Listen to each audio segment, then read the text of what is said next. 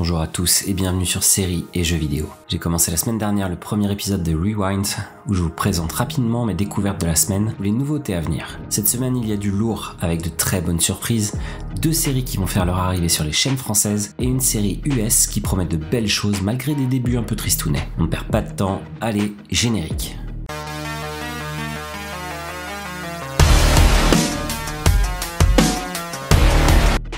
Love, Death and Robots.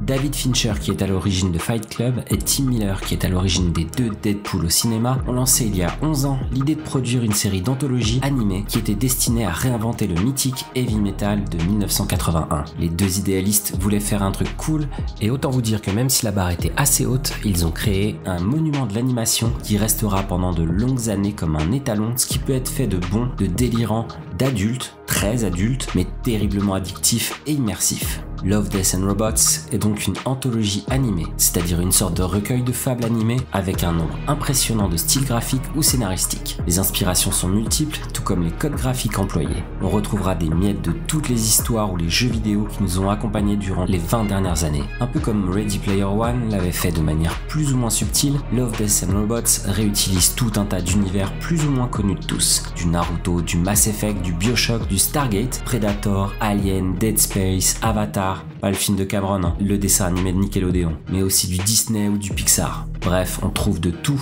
pour s'accrocher à un univers, une histoire ou à un code graphique selon notre expérience et nos goûts personnels. Je vous propose d'ailleurs mon petit top 5 perso en fin de critique et n'hésitez pas à donner le vôtre, ça m'intéresse. Par contre, ne vous enflammez pas, Love, Death and Robots est loin d'être parfaite. Sur les 18 histoires, 16 sont des adaptations d'œuvres existantes et seules 2 sont des créations originales. Et sur toutes ces petites fables écrites par un Jean de La Fontaine dopé aux stéroïdes, toutes ne sont pas parfaites, loin de là. Certaines m'ont complètement perdu, je vous l'avoue, et n'étaient que de simples scénarios relativement simplistes.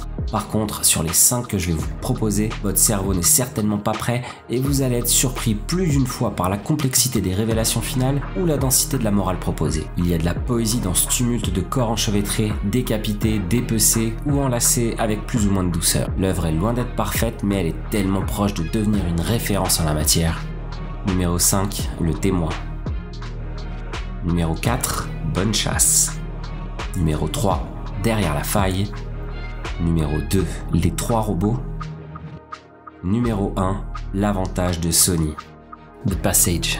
Si vous n'avez pas mon âge, vous n'avez pas connu le drame qu'a représenté en 91 la séparation de Kelly et Zach dans cet épisode de la saison 3 de Sauvé par le Gong. Voilà d'où vient Mark-Paul Gosselaar, la star de la nouvelle série de la Fox, The Passage. Diffusée depuis le 14 janvier 2019, la série lance son aventure avec quelques mots « Je suis Amy Belafonte et voici comment le monde va finir ». Il s'agit de l'adaptation d'une trilogie de romans de Justin Cronin qui nous présente la fin du monde à la manière d'un épisode de Columbo. On connaît l'issue dès le départ de l'histoire et le plaisir va être de découvrir comment les choses se sont passées. Pour cela, la série se déroule sur différentes lignes temporelles. La première se situe dans le présent et les autres concernent le passé de tous ces pauvres petits vampires qui sont pour l'heure enfermés dans les sous-sols du centre de recherche. Le départ de la série pose l'humanité face à une pandémie naissante qui inquiète la communauté scientifique. La solution qui est choisie est le projet Noé, qui utilise le sang d'un vampire gardé emprisonné depuis des temps inconnus et retrouvé au cours d'une expédition en Bolivie et de l'injecter à la seule personne qui serait capable de surmonter l'infection vampirique, une enfant.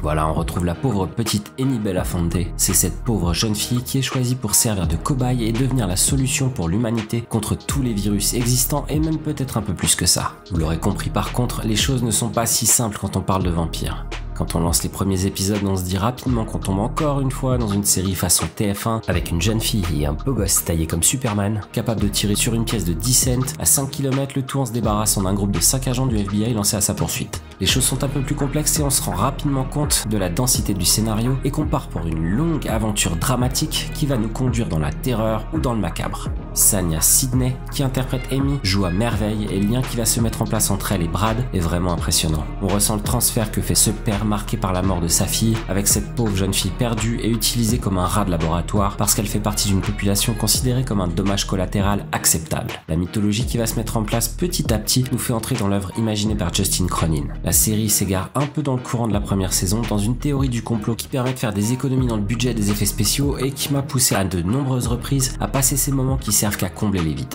The Passage joue sur le terrain de The 100 avec la méthode de Westworld. On nous promet une apocalypse, l'anéantissement quasi total de la population humaine, une guerre lancée contre une vague de vampires assoiffés de sang, mais la saison 1 n'est que l'introduction de cette histoire et on reste un peu sur sa fin, même si les 2 derniers épisodes m'ont donné envie de voir ce qui va nous être proposé à l'avenir. Pour l'instant, si je devais donner une note, elle serait en dessous de la moyenne, mais la série obtient mes encouragements parce qu'elle promet de belles choses. Est-ce que la Fox va mettre les moyens? La question se pose sérieusement. What We Do in the Shadows.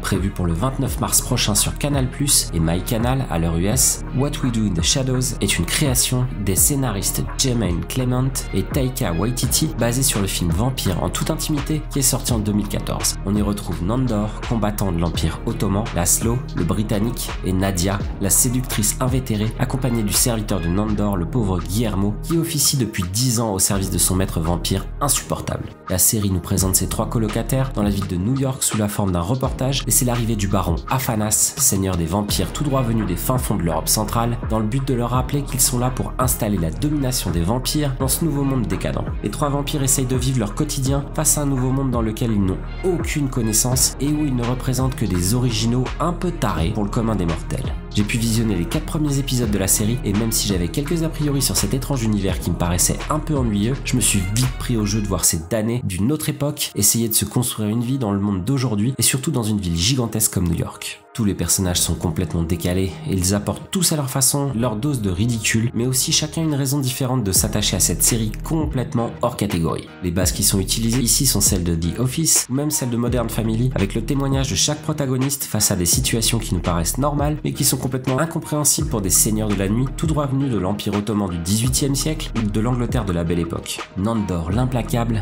est le leader autoproclamé de ce groupe hors norme. Laszlo est un voyou et un dandy avec les codes de l'Angleterre victorienne. Nadia est une vampire séductrice de l'Europe de l'Est à la recherche de son amour perdu dans le passé. S'ajoute à tous ces doudingues le surprenant Colin qui est un vampire énergétique. Il nous décrit sa spécialité comme assez courante dans notre monde. Il est ce vampire capable de sortir à la lumière du jour par opposition à tous les autres vampires qui évoluent dans les open space des bureaux de nos cités. Il est celui qui vient nous parler de tout et de rien pendant des heures et qui réussit en vous ennuyant à drainer votre substance vitale sans que vous puissiez vous en méfier. Leur caractéristique physique est d'être toujours ringard avec une calvitie et des lunettes bien épaisses. Pour finir, celui qui a pour mission de servir toute cette bande est le pauvre Guillermo. Il sert l'insupportable Nandor depuis 10 ans et espère toujours que son maître se décidera enfin à le transformer en vampire. J'ai vraiment aimé ce que j'ai pu voir de cette série et tous les moments de notre vie quotidienne deviennent pour ces vampires des épreuves qui transforment ces situations en des scènes toujours très drôles. Rien que la sélection des vierges pour nourrir le maître sélectionné dans un groupe de rôlistes en costume est un moment qui m'a fait mourir de rire. Tout le monde ne s'accrochera pas à cette série parce que la mise en scène est particulière et les références sont vraiment ciblées, mais je vous conseille quand même de regarder les premiers épisodes et vous verrez qu'on devient rapidement fan des aventures de ces vampires pas du tout effrayants, mais qui pensent quand même être les seigneurs de la nuit destinés à prendre le contrôle de Staten Island d'abord et peut-être de tout le nouveau monde s'ils ont un peu de chance. 911. Le titre 911 est explicite et ne nécessite pas de grosses explications. La série est diffusée depuis janvier 2018 sur la Fox et sera diffusée sur M6 dès le 28 mars prochain. Aux États-Unis, la saison 2 est en cours et les résultats d'audience sont satisfaisants, donc un avenir assez sympathique lui est promis. On suit dans cette série les interventions des services d'urgence de la ville de Los Angeles et en particulier la caserne 118 des pompiers et la patrouille de l'agent Athena Grant du LAPD. Les critiques de la saison 1 étaient un peu partagées à cause d'un univers relativement limité et au manque de charisme de la pourtant talentueuse Connie Britton qui incarne Abby Clark, une opératrice du standard du 911, un peu l'équivalent de notre 112 car le numéro aux États-Unis centralise à la fois les interventions des pompiers et des services de police. À chaque épisode, un peu à la manière d'un Grey's Anatomy, on découvre des interventions toujours impressionnantes où des familles sont déchirées par un accident, un incendie ou même un événement naturel catastrophique. Comme vous vous en doutez, pour une série M6, il y aura bien sûr des histoires d'amour, des retournements de situation, des actions héroïques et des personnages qui sortiront du lot avec plus ou moins de chance. Cette saison 1 était déjà prometteuse, mais la Fox a complètement revu sa copie au début de la saison 2 avec des événements encore plus impressionnants, l'introduction de Jennifer Love Hewitt pour remplacer Connie Britton et elle amène avec elle un rythme qui ne fait pas de mal à une série qui était déjà très bien foutue avec quand même tous les défauts d'une série diffusée sur une chaîne de grande audience aux États-Unis. Il y a beaucoup de bons sentiments, pas mal de morale et des personnages souvent parfaits avec des corps taillés dans le marbre. Loin des standards physiques actuels qu'on peut constater dans les étendues américaines. À voir, mais n'espérez pas vous retourner le cerveau avec un contenu d'une complexité hors du commun. Parfait pour M6 et parfait si vous voulez déconnecter un ou deux neurones sur le canapé. Merci d'avoir suivi la vidéo. On se retrouvera toutes les semaines avec ce nouveau concept à partir de maintenant, où je vous présenterai mes découvertes et où je vous donnerai mon avis tout en vous présentant le concept de chaque série ou jeu vidéo. La semaine prochaine, vous aurez droit à mon avis sur 2 séries, le début de la saison 2 d'American Gods sur OCS et le retour de The OA sur Netflix. Vous aurez aussi droit à mon avis sur le jeu Anthem d'Electronic Arts après la mise en ligne d'un patch destiné à corriger quelques-uns des gros problèmes qui ont planté son lancement, et aussi Devil May Cry 5, le beat'em all de Capcom qui s'annonce complètement dément et dont vous pourrez gagner mon exemplaire en jouant sur Twitter. N'hésitez pas à vous abonner si c'est pas encore le cas. Vous connaissez le refrain, un pouce en l'air, plein de partage et la cloche pour être averti de tout ce que je peux publier. Pour l'actualité, ça se passe sur le site et sur Twitter. Vous retrouverez à gauche ma dernière vidéo et à droite une vidéo choisie par YouTube en fonction de vos préférences.